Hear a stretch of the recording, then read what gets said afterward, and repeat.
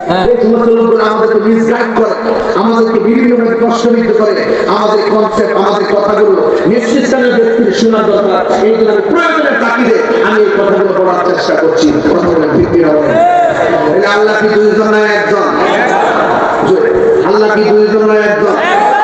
কোন সুন্নি কি বলছে আল্লাহ দুইজন? তাইলে ওরা আমাদেরকে ট্যাগ লাগায় কেন? ট্যাগ লাগায় আমাদেরকে প্রশ্নবিদ্ধ করে কেন?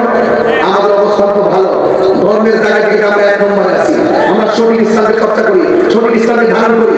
ওরা আমাদেরকে মাইনাস করার জন্য ইবনু আব্দুল ওয়াহাব নজরুলটা হত্যা হয়ে এই দেশের সত্য দিনকে বিকৃত করতে চায়। কথা বলেন ঠিক না? যদি সত্য দিন দিয়ে রক্ষা করতো তাহলে বাবা শাহজালাল উত্তরসূরি হিসাবে তারা ওই শাহজালালের আকীদা, ভালোবাসা, শাহপুর দরবার থেকে আমাদের বাবা সাদিয়া রহমাতুল্লাহ দরবারের আখিরে মেরাজ করা হবে। কথা বলেন ঠিক না? যায় না অনেকে? আপনার জান্নাত দরবারে? আরে জানবি জান্নাত? দরবারে যাওয়াটা কি অন্যায়? কবর জিয়ারত করা কি অন্যায়? মাজার জিয়ারত করা কি অন্যায়? রাসূল বলেছেন তোমরা কবর জিয়ারত করো। কি জিয়ারত করো? কবর জিয়ারতের মাধ্যমে কি হয়? মৃত্যুর কথা স্মরণ হয়, আখিরাতের কথা স্মরণ হয়। তাহলে কবর জিয়ারত বেশি